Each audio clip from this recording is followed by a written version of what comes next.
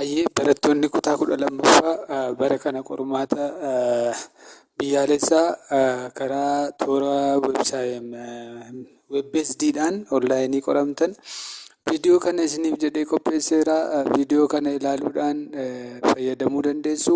Qormaatichi bifa salphaa ta'een akka isiniif xumuramuuf viidiyoo kana qopheesseen jira. Itti fayyadamaa isiniin jechuu barbaada. Keessumaayyuu viidiyoon afaan Amaariffaatiin qophaa'ee jira. Ijoolleen garuu afaan Oromoo afaan Amaariffaa sirriitti hin dandeenye. Kana ilaaluudhaan viidiyoo mana keessan teessanii irraa barachuu dandeessu jechuudha. Kanaaf viidiyoo kana ammumarraa hin jalqabna. Qormaatichi akkamittiin akka hojjetamu ilaaltanii itti fayyadamuu dandeessu. Kana gochuudhaaf isinirraa kan eegamu bakka kana eegaluudhaan ilaaltu. Fakkeenyaaf my exam kan jedhu kana irraa kaatanii hojjettu waan ta'eef qormaatichi jalqabuudhaaf hunda dursa naachuraalii fi sooshaaliin adda bahee jira. Keessaayyuu my exam kan jedhu jalatti bakka kanatti akkuma argitan bifa keelloo fi bifa diimaatiin dipaartimentiin adda bahee jira. Isa kana keessaa beekamaadha. Naachuraalii yoo taatan naachuraalii, sooshalii yoo taatan sooshalii qoramuudhaaf kana lamaan keessaa filannoon keessan tokko ta'achuudha jalqaba irratti. Fakkeenyaaf bifa keelloo kan qabu kun naachuraaliidha. Naachuraalii kilik yoo goone naachuraalii arganna. Sooshalii kilik yoo goone sooshaaliidha. Fakkeenyaaf naachuraalii irraa gosa barnoota tokko baneen jira. Qormaata kana jalqabeen jira jechuudha. Qormaata kana gaaffii tokko akka hojjenneen next kan jedhu kilik goona jechuudha jala. Oopshinaalii immoo aansar shiitiin keenya gara cinaa irratti yookaan immoo gara harka mirgaa irratti argamu kun aansar shiitiidha. Gaaffii tokko erga hojjennee booda bifuma laalluu kanaan aansar shiitii keenya irraa dhannee gaaffii irra geenye kilik yoo goone gaafficharra nuu dhaquu danda'a. Yoo hin barbaannu jenne immoo next kilik gochuu dandeenya. Gonnii kanatti fakkeenyaaf cinaa kanatti kan argannu bakka deebiitti goonudha jechuudha. Fakkeenyaaf BC jennee deebii keenya gaaffii keenya dubbisaadha kan hojjennu bifa kanaan. Gaaffii keenya dubbisnee deebii keenya akkaataa kanaan ergatti baasnee booda gaaffii 7ffaa hojjedhee fakkeenyaaf 8ffaatti darbuudhaaf dhaqee 8ffaarra kilik gochuu nan danda'a. Oopshinaalii immoo next jechuu dandeenya. Carraa lamaanuu fayyadamna.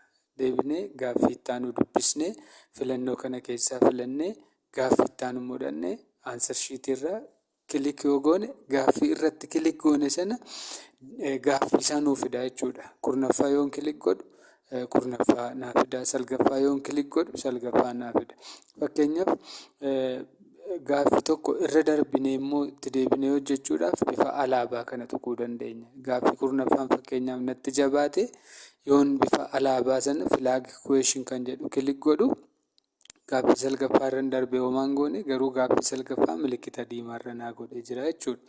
Itti deebi'ee gaaffii salgaffaa sana hojjechuu nan danda'a jechuudha. Gaaffii kurnaffaa sana sa'aatii akka nurkaan deemne sa'aatii keenya asii ilaallachaa hojjenna jechuudha.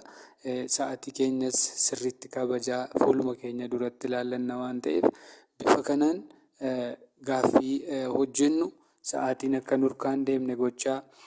Oopshinaalii carraa duubatti deebi'uuf duratti deemuu asirraa qabnu kana next page yoo jennu gaaffii irra jirurraa gara gaaffii itti aanuutti na dabarsiidha jechuudha. Gaaffii itti aanu irraa gara gaaffii itti aanuutti darbuudhaaf carraa lama qabna jechuudha. Yookaan next page tuquu dandeenya yookaan immoo lakkoofsa gaaffii sanaa aansar shiitii keenyarra tuquudhaan hojjechuu ni dandeenya jechuudha. Fakkeenyaaf asii BCD jedhee deebii kennee kan itti aanu aansar shiitiirraa yeroon tuqu gaaffiin sun kallattumaan naa ba'a.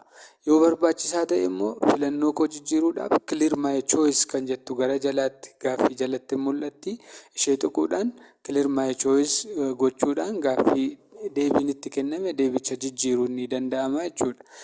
Bifuma kanaan next jechaa gaafficha hojjechaa gaaffii irra jirru immoo cinaa isaatti nuu baasaa lammaffaarran ture sadaffaarra gahe. Duubatti deebi'uuf immoo previous kan jettu kanan tuqaa jechuudha. Yookaan immoo previous kan jedhu asii qabna. Isa tuquudhaan gara duubaa deebi'uu dandeenya. Akkuma next tuquun gara fuulduraa deemnu. So gaaffii keenya bifa kanaan asii dubbifachaa erga dubbifannee booda immoo suuta jennee deebii isaa laallannee deebii sirrii ta'e dhandhee answer sheetii irraa in arganna jechuudha. Iddoo kanatti deebii yeroo xunnu walakkaa gurraachessuudhaan answer sheetii keenya irra inni iyyuu nuuf guuta. Answer sheetii keenya tuquun kan barbaachisu yoo gara gaaffiitti aanutti darbuu barbaannee fi filaag kuweeshinii diimessinee bifa diimaarra goonee darbuu yoo barbaanne tuquu dandeenya. Yookaan immoo previous fi next page kan jedhu fayyadamaa hojjechuu dandeenya. Bifuma kanaan gaaffii keenya hojjechaa erga deemnee booda duubas deebi'aa fuuldurattis deemaa wantoota barbaachisan hojjechuu dandeenya jechuudha. Fakkeenyaaf gaaffii 24ffaa 27ffaa irra darbeen jira. Kan irra darbine walakkaa nuun gurraachessu jechuudha. Isatti deebinee hojjechuu dandeenya. Fakkeenyaaf asii akkuma argamu kan hin hojjetamne hin gurraachofne sana hunda xumuruun nurraa eegama. So erga hunda hojjennee xumurree booda garuu wanti beekuu qabnu finish attempt kan jedhu kilik gochuun nurraa eegama jechuudha. Bifa kanaan asitti gaaffiin nuyi deebiitti hin baafne hin jiraata.